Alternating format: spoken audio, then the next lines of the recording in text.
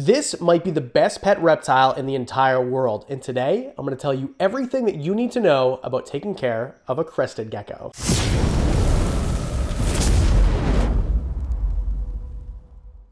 Crested geckos are jumpy little guys. I love that about them, that they're so active and they move around. But everybody knows how cute they are, just what a good-looking species of lizard it is. What you might not know is that they're from New Caledonia, which is this group of islands kind of close to Australia in the South Pacific. Another thing you might not have known is that they were thought to be extinct until 1994. We're talking about in my lifetime. These things weren't around at all. People thought they didn't exist anymore. Until one day in 1994, one of these animals fell onto the clipboard of one of the people who was actually searching for these guys in the first place. The researchers were just looking on the wrong island, it turned out, after all. They were never extinct. And now you can find crested geckos on every expo table and every reptile store in the country. And most of the world, in fact. Let's go through 6 categories to teach you how to take care of one, starting with size. Of all the things, size might be the most important when you're getting an animal. You need to know how big is your pet going to get. This is a full-size male. Sometimes they get a little bit bigger than this, but in general, this is what you're going to expect. An animal that's going to be 4, 5, 6 inches without the tail, which, by the way, they do drop sometimes, which is why I'm being very careful with Mr. Tigger here. His name is Tigger because he's a tiger morph. 4 to 6 without the tail. Including the tail, they can get around 10 inches, maybe a little bit longer, but again, the tail might fall off, so just be really, really careful. And in terms of weight, we're talking about 35 to 45, maybe 50, 55 grams, 60 if you get a really big one. Either way, it's a medium-sized gecko. They don't take tons and tons of space, but that's what we're going to get to next. Enclosures. The size of the enclosure is really important, and what most people would tell you is a 20-gallon enclosure is sufficient. 5 years ago, they would tell you 10, now it's 20. I think we're still wrong. Now, a 20-gallon enclosure is something like this, but you want it to be vertical, because these are arboreal animals that like to spend their time off of the ground. So taller than it is wide is the name of the game. He's sticking the landing on this boom mic, by the way, every single time. He's never hit the floor once. A lot of people will tell you that these enclosures that are 18 inches tall by a foot wide and a foot deep is the right way to go about it. So 45 centimeters, 30, 30. I personally don't think so. I prefer to see you put one of these animals, you could even stick a pair in there really, into one of these other front openings, which is 2 feet tall and then 18 inches wide and 18 inches deep. So 60, 45 centimeters. And I prefer front opening just because these guys, I mean, most of them aren't really skittish at all. This is actually probably one of the more skittish animals I have, just because he was an adult before we really handled him. He was supposed to be for sale and he was just so pretty, I just couldn't let him go. So now he's a pet. But the reason that front opening is better is because a lot of the times if you take off a lid and you come from the top, you seem like a bird or predator. A lot of predators will come after these animals from the top. So it'll make them more comfortable if you come from the front. They can see you the entire time. In that enclosure, they're really easy to set up. We're talking about put some substrate down. I prefer a bioactive substrate, which just means it can have life in it that breaks down waste, so springtails and isopods. But you can use paper towel if you wanted to do that. Also, regular substrate helps with the humidity, which you're going to need. We'll get to that in a second. Then you're going to need climbing options. Now, keep in mind, they can climb the glass, so you can put a background in and put sides and make it look nice, or just leave it glass because they can climb it and use it as a climbing surface. However, you want to give them branches and things like that to climb on too. So pieces of cork or branches that you find outside and you scrub, or if you're looking for any of this stuff, you can go to chewy.com. I personally work with Chewy and have put together an entire list of things that you need for a crested gecko. So you can go to one link and find absolutely everything you need in one spot for the best prices, and it all ships directly to your door. This is the stuff that I personally use, not maybe it'll work. I personally use all this stuff for my own geckos.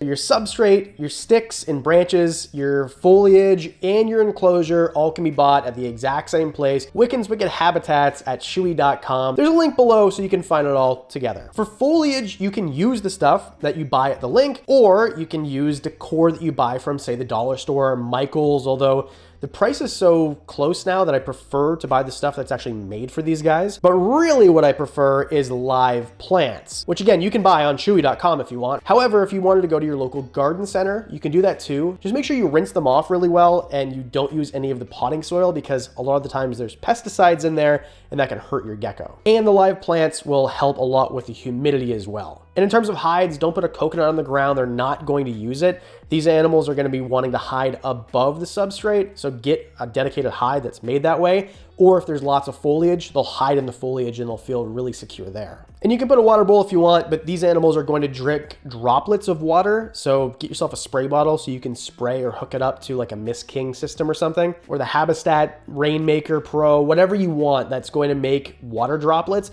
because these guys are going to drink that way. Now people will say, oh, my geckos drinks out of a water bowl all the time. It's trained itself because it was so dehydrated at one point or ongoing, chronically dehydrated. These animals aren't seeking standing water. You can add the water bowl to add humidity, but you need to mist the enclosure. That's how they're going to get hydrated. Heat, humidity, and lighting. Now the humidity you're going to want to keep pretty elevated, nothing too crazy. I always keep mine around 70%, but there's a gradient, right? If you do these things not perfectly, don't worry. If I tell you keep your humidity at 71% and it goes to 69% for a day, your animal's not gonna spontaneously combust. I promise. You're fine. In the wild, there's fluctuations, dry season, wet season. Just do your best and have fun. Don't overthink it. I explained how I keep that humidity. Another trick, if you live in a place that's a little bit drier or during the winter when the furnace is on, drying out the air, you can put cellophane over half of the lid, or you can put glass or plexiglass. It just helps curb some of the evaporation, but not too much. You'll be spraying daily, so you don't want it to get too soggy and too stagnant. For heat, this is a gradient again. Every reptile needs a gradient. Usually it's from left to right or right to left, whatever's from side to side, hot to cool. But with these guys, because it's arboreal, I prefer my gradient to be warm on the top and cool at the bottom. It's just easier because you're gonna put a light up there or ceramic heat emitter or something like that. Or just a UVB, because these guys don't really need tons and tons of heat. I don't get mine ever over 80 degrees. It's actually dangerous to have them over 80 degrees.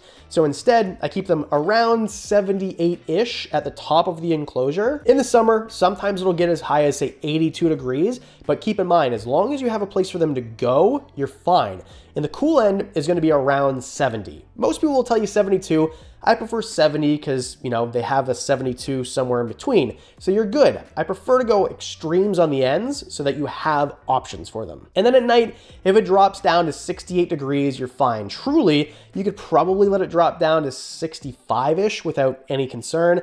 I prefer not to do that. I don't test my luck. I just keep a ceramic heat emitter so that it's always about 78 on the top, and then the bottom sometimes drops into 68-ish. For lighting, I prefer that you use UVB. I personally use UVB, not a ton. You don't want a dragon bulb or something crazy. These animals are gonna be mostly under the canopy, so just a little bit. And if you don't use it, don't let anybody crucify you in the comment section. You're totally fine. People have been keeping these for years without it, but it is beneficial and I prefer to use it. The diet is the reason most people love them so much as a first-time pet, because you do, in my opinion, need to have live insects, but sparingly. Once a week, once every 2 weeks as a treat, not even really a treat, but just a smaller portion of a staple in their diet. The majority of what you're going to feed them is a prepared diet. Things like Pangea or Rapashi, or there's other brands out there too. Gargear is another great one. I've used them all. Personally, I don't have a preference. I think they're all fantastic. Or you can make your own. There's recipes out there to make your own if you prefer to use, you know, fruits and vegetables that you mash up yourself.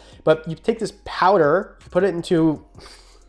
You put some of the powder into a cup, and then you put some water in there, and then you mix it up with like a pen cap or a toothpick or something, and then you serve it. That's it. You don't need to refrigerate the powder, only refrigerate if you make a bunch of it, and then it's made up and put it in the fridge for like 2 or 3 days.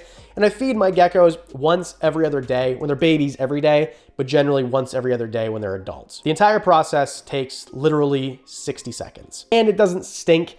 Just make sure you take it out the next day so that fruit flies don't accumulate. It's like having fruit in your kitchen for too many days, you know, same sort of idea. Prepare a diet every other day, and I feed crickets to them once a week. And don't worry about how many crickets. I'll put like 4, 5, 6 maybe, I don't know. It's supposed to be fun. They're fine. If they're full, they're not gonna eat them. They're not gonna die because they eat too many crickets or not enough. Keep an eye on the weight and you'll be totally fine. It's common sense. If you see your dog is getting too fat, you cut down the diet. If your dog's too skinny, you add more to the diet. Same thing with geckos. Behavior. We've talked about the tail falling off. That's something that can happen. Another thing you might not know about their tail is they actually have a sticky pad right here, kind of like on their feet. So that can actually stick to the glass too, which is kind of cool. It's like an extra limb. That's why I prefer that they have their tails. It's just easier for everybody and better for them. They do climb the glass. They do jump. This one's obviously calmed down quite a bit.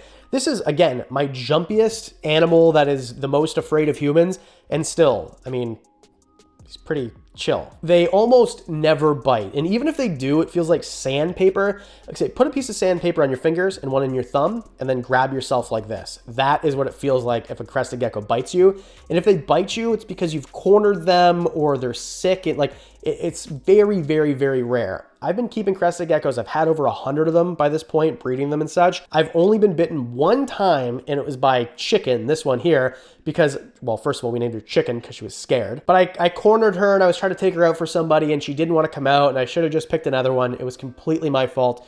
Didn't draw blood, felt like literally sandpaper. I laughed about it. It was fine. Easiest pet on the planet to tame down, the easiest one to keep. Crested geckos are the freaking best. But none of that means anything if you can't find one or afford one. So let's talk about price, availability, and morphs to close it out. You can buy these things for super cheap. I bought a pair in 2016 for $30 a piece. I saw at an expo last weekend, $30 a piece for babies, for normals. And a lot of the time, normals will have extra traits in them that you don't know about. They're bred like crazy. They're easy to breed. They come up to sexual maturity really, really early on in life, 9 months sometimes to a year, although I recommend waiting longer. The point is they breed fast and they produce 2 eggs about every 2 to 3 weeks. Sometimes they can put out, 10 clutches in a year, maybe more. Cheap to buy, cheap to keep. In terms of availability, like I said, they're basically on every other table at an expo, which is where I recommend you buy one, or buy at a reputable place online. Palm Street's another great example. We did a video a couple weeks ago about them. Either way, easy to find. In terms of morphs, this is where I recommend don't invest in these animals, because lily whites, for example, fantastic looking animals. They used to be thousands of dollars. Now you can buy them for like 150 bucks or less. So the price of the morphs go down dramatically. If there's something you see and it's, oh, that's $1,000 animal, give it 24 months and it'll be 100 bucks. Leopard geckos are kind of the same way. If you want to know how to take care of leopard geckos, there's a video right here where I give you the whole scoop on how to take care of those. In general, and I say this genuinely, I get more nostalgia talking about these animals than any other. I remember getting my very first pair so long ago that we didn't have Gargear or Pangea available to us. We had to feed these guys baby food. That's literally what we were instructed to feed them, was baby food. And they didn't last as long as they do now because the nutrition wasn't perfect. But I remember it like it was yesterday, keeping them in an enclosure, that the same thing that I recommend today, misting them, live plants, the exact same way I do it now, with a different diet. And they just seem so different and unique to me. And still, when I look at one, although I've seen thousands, either in my own collection, other people's, or on the internet or at expos, whatever, they still look dragon-esque. They still look unique. I've never got bored of them. I absolutely am in love with these animals, and that is how you take care of them.